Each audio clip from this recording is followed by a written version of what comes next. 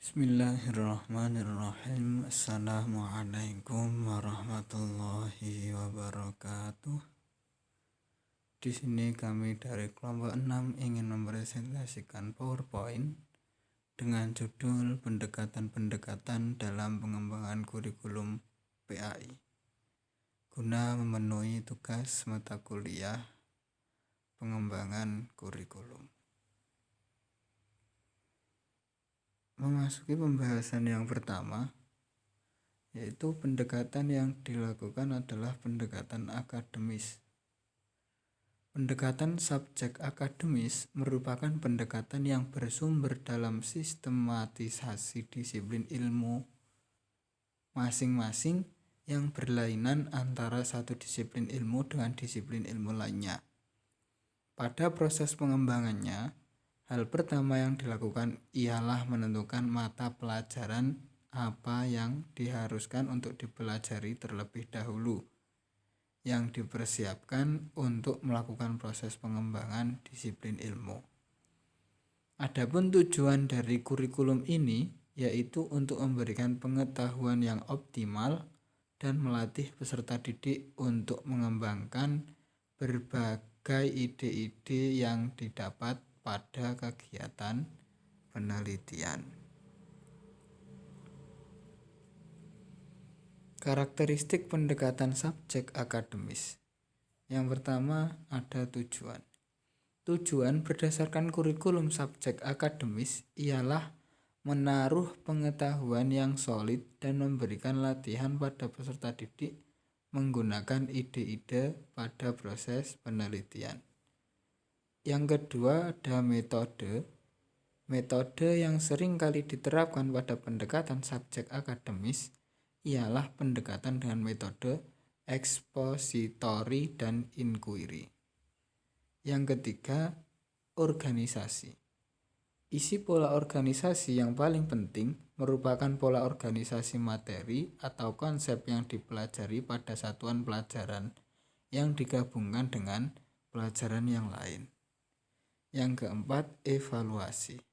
Kurikulum subjek akademis menerapkan bentuk penilaian bermacam-macam yang sinkron dengan tujuan dan sifat mata pelajaran. Pendekatan yang kedua yaitu pendekatan humanistik. Pendekatan humanistik berlandaskan dengan ide memanusiakan manusia, yang memberikan kesempatan bagi manusia agar menjadi lebih human, manusia. Ide memanusiakan manusia merupakan anggapan mengenai dua makna yang terdapat pada diri manusia, yaitu substansi jasad garing materi merupakan bagian dari alam semesta yang telah Allah ciptakan, serta selalu patuh dan sesuai dengan sunnatullah atau berdasarkan dengan peraturan Allah yang ditetapkan di alam semesta sesuai dengan perkembangannya. Substansi immateri garing non-jasadi ialah Allah telah meniupkan atau menghembuskan ruh pada diri manusia, serta memberikan potensi dan fitrah yang bisa dikembangkan sesuai dengan keinginan dan kemampuan. Pendekatan ini bertumpu pada filsafat belajar humanisme yang memandang bahwa belajar tidak terbatas pada pengembangan ranah kognitif saja, melainkan melibatkan seluruh domain kognitif, afektif, dan psikomotorik, sehingga semua aspek mendapatkan perhatian.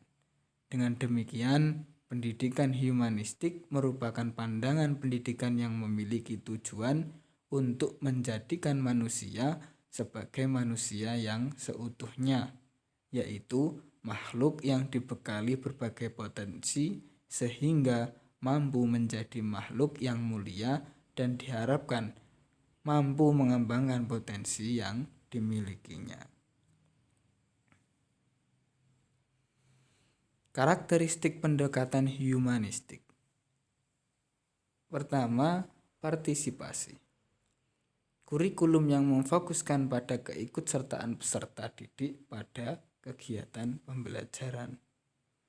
Yang kedua, integrasi. Dengan berbagai kegiatan kelompok, maka akan terjadi interaksi, pemahaman bersama, pertukaran pemikiran, dan aktivitas bersama. Yang ketiga, relevansi. Materi pembelajaran sesuai dengan kemauan dan keperluan peserta didik karena diadopsi dari dunia dan oleh peserta didik sendiri. Yang keempat, tujuan. Untuk mengembangkan kepribadian peserta didik secara keseluruhan yang sinkron dengan dirinya dan lingkungan secara menyeluruh. Yang ketiga, ada pendekatan teknologis. Perspektif teknologi sebagai kurikulum ditekankan pada efektivitas program, metode, dan material untuk mencapai suatu manfaat dan keberhasilan. Teknologi memengaruhi kurikulum dalam dua cara, yaitu aplikasi dan teori. Aplikasi teknologi merupakan suatu rencana penggunaan beragam alat dan media atau tahapan basis instruksi. Sebagai teori, teknologi digunakan dalam pengembangan dan evaluasi material kurikulum dan instruksional. Pandangan pertama menyatakan bahwa pemanfaatan teknologi lebih diarahkan pada bagaimana mengajarnya, bukan apa yang diajarkan. Sementara pandangan kedua menyatakan bahwa teknologi diarahkan pada penerapan tahap instruksional. Pendekatan teknologi dalam menyusun kurikulum atau program pendidikan bertolak dari analisis kompetensi yang dibutuhkan untuk melaksanakan tugas-tugas tertentu. Karenanya, materi yang diajarkan, kriteria evaluasi sukses, dan strategi belajarnya ditetapkan sesuai dengan analisis tugas tersebut. Yang keempat, ada pendekatan rekonstruksionalisme. Pelaksanaan pengajaran ini diarahkan untuk meningkatkan kondisi kehidupan mereka sesuai dengan potensi yang ada dalam masyarakat. Sekolah mempelajari potensi-potensi tersebut dengan bantuan biaya dari pemerintah. Sekolah berusaha mengembangkan potensi tersebut. Kurikulum rekonstruksi sosial bertujuan untuk menghadapkan peserta didik pada berbagai permasalahan manusia dan kemanusiaan. Para pendukung kurikulum ini yakin bahwa permasalahan yang muncul tidak harus diperhatikan oleh pengetahuan sosial saja, tetapi oleh setiap disiplin ilmu. Ciri-ciri pendekatan kurikulum rekonstruksi. Yang pertama, metode mengadakan survei kritis kepada masyarakat, mengadakan studi banding ekonomi lokal dan nasional, mengevaluasi semua rencana dan kriteria apakah telah memenuhi kepentingan sebagian besar orang. Yang kedua, organisasi isi. Pola organisasi isi kurikulum rekonstruksi sosial disusun seperti roda.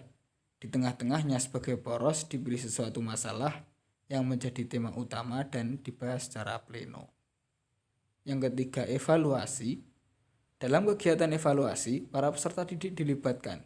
Keterlibatan para peserta didik terutama dalam memilih, menyusun, dan menilai bahan yang akan diujikan.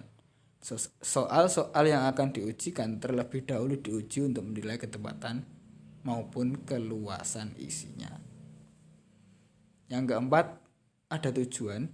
Tujuan utama kurikulum rekonstruksi sosial adalah menghadapkan para peserta didik pada tantangan, ancaman, hambatan-hambatan, atau gangguan-gangguan yang dihadapi manusia.